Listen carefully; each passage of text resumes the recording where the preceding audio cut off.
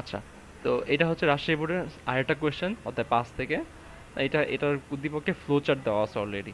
So flow chart দেওয়া আছে, আর এখানে ক আর খ প্রশ্ন হচ্ছে কিবোর্ড কি, সি ভাষায় কে সিসিটি ব্যাখ্যা করো। তো এগুলোর উত্তরগুলো আমি আবারও স্কিপ করতেছি, আমি এখানে দিয়ে দিচ্ছি, তুমি জাস্ট এগুলা রিডিং পড়ে মুখস্থ করে নিও। তো গ আর গ নম্বর কোয়েশ্চেনে 3 আর 4 নম্বর কোয়েশ্চেনে চলে যাই।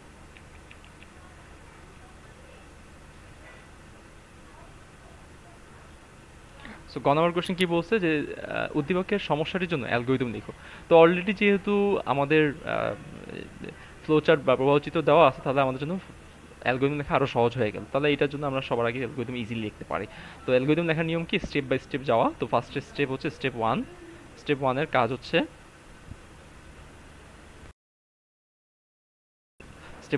হচ্ছে, যে শুরু করি আমরা, স্টার্ট, এখানে দেওয়া আছে স্টার্ট, তাহলে এটা বাংলা শুরু করি, ইংলিশে লিখতে পারো স্টার্ট,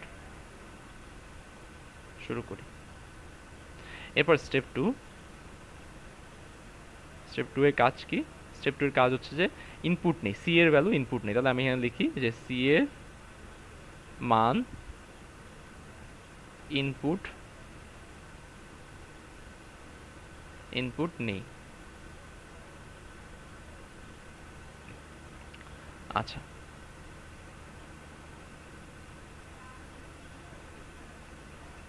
আচ্ছা, এরপরে বলতেছে হচ্ছে স্টেপ 3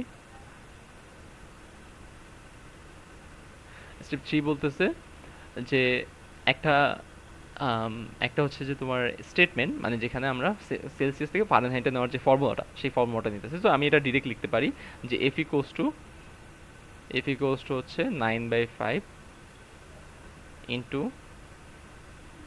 ইন্টু এইভাবে দিতে পারো, গুণও দিতে পারো, ইন্টু সি প্লাস 32। সো আমি ফারেনহাইট নেওয়ার ফর্মুলা। 4 নম্বর হচ্ছে স্টেপ 4। এটা খুবই ইজি, খুবই ইজি এটা অ্যালগোরিদম। স্টেপ 4 হচ্ছে যে এফ এর মান প্রিন্ট করা, এফ এর মান প্রিন্ট।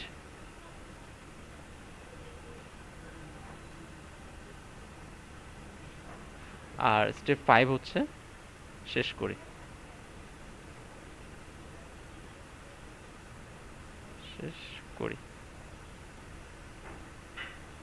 ঠিক আছে, তো এই হচ্ছে যে গ নাম্বার অ্যান্সার, খুবই ইজি একটা কোশ্চেন।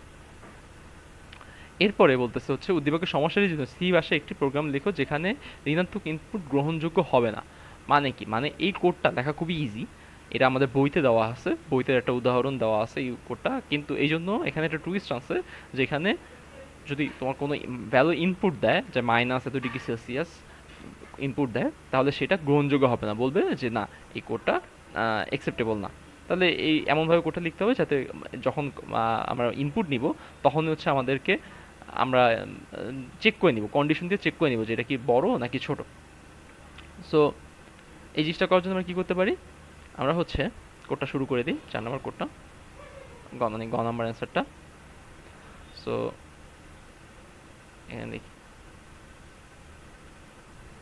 এগেইন আমরা একদম মুখস্থ লিখে ফেলবো, স্ট্যাক ইনক্লুড studio.h হেডার ফাইলটা ইনক্লুড করলাম। দেন আমরা ইন্ট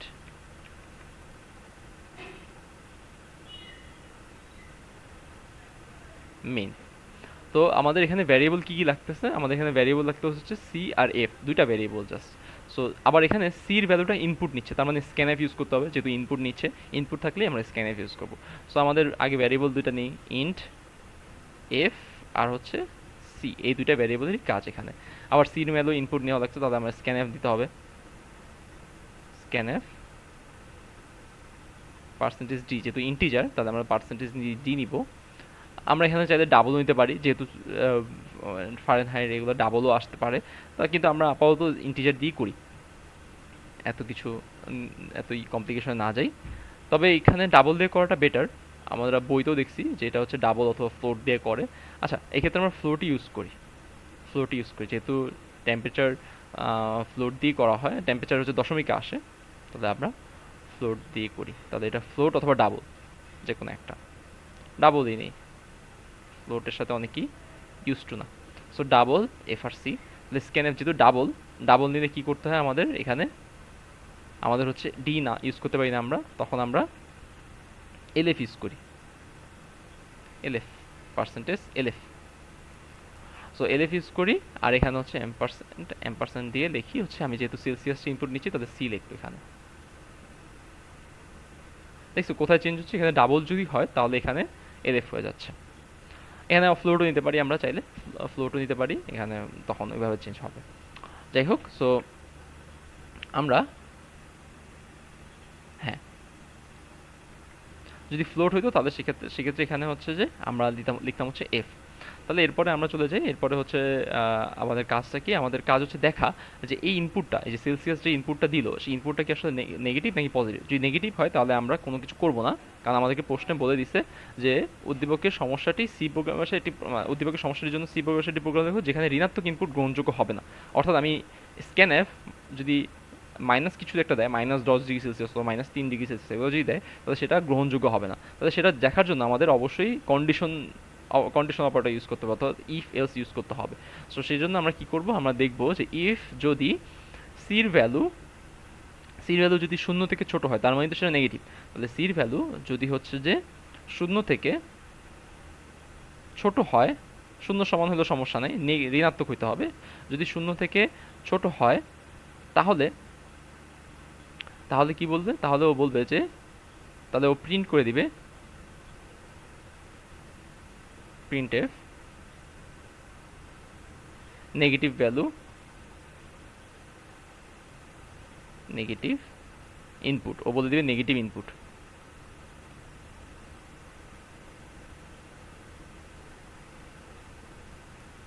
আর যদি এটা না হয়, এলস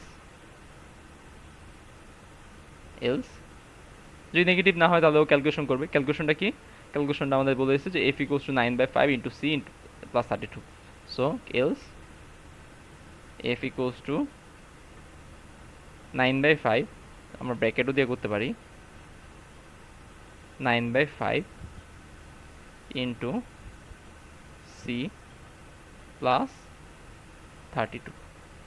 লাইনটা শেষ করব,